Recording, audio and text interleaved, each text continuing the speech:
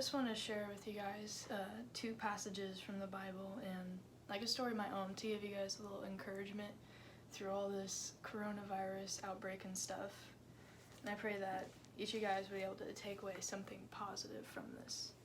And this morning I prayed that God would show me some verses to share with you guys that would do this for y'all. And he showed me Psalm 66, 10 through 12, and Zechariah 13:9. So before we get started into this, these verses, they may not sound that encouraging at first, but deep down God had like a very meaningful meaning to it. So let's go ahead and start reading Psalm 66, 10 through 12. For you, God, tested us. You refined us as silver is refined. You lured us into a trap. You placed burdens on our backs. You let men ride over our heads. We went through fire and water, but you brought us out into abundance. I'm going to skip over to Zechariah 13:9. I will put this third through the fire. I will refine them as silver is refined, and test them as gold is tested. They will call on my name, and I will answer them. I will say, they are my people, and they will say, the Lord is our God.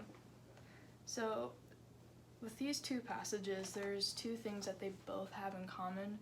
One of them is the word refined, and to refine something means to like reduce down to a pure state. And I believe that is one reason why God is letting this whole virus happen, is so that we can spend time with Him and He can grow us and mold us, either to equip us for something, mostly to grow us closer to Him, or so we can help others out. And another thing that they both have in common, if you read through the rest of Psalm 66, you'll see that God had answered all these people that were crying out to Him. And same thing with Zechariah 13:9. They both have the word refined and that God had answered them and He was faithful, which is a very typical thing of God to do. So I know y'all might be kind of freaking out with this whole virus stuff, but I'm very grateful and thankful that God has blessed us with all His time to spend it more with Him and in His Word, and to really just grow closer to Him. So for one way for you guys to see like how this can be a good thing, this past year I've been going through like a big trial of mine, and through it I was really angry at first. I have to admit, I was kind of angry at God, and I asked Him, why are you letting this happen? Like, this doesn't make sense. I don't know why I would need to go through this, but God knows what's best for us, so try to have faith in Him.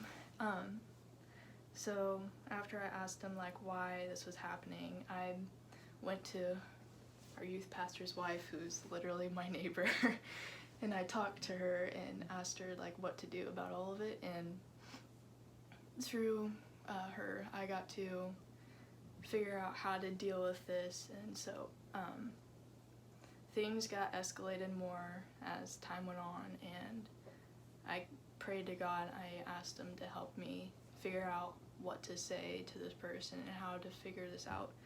And so this was actually a big blessing in disguise, because I got to grow closer with God, which is a really good thing to do. And then through this, I got to like bond more with Christians and have more fellowship.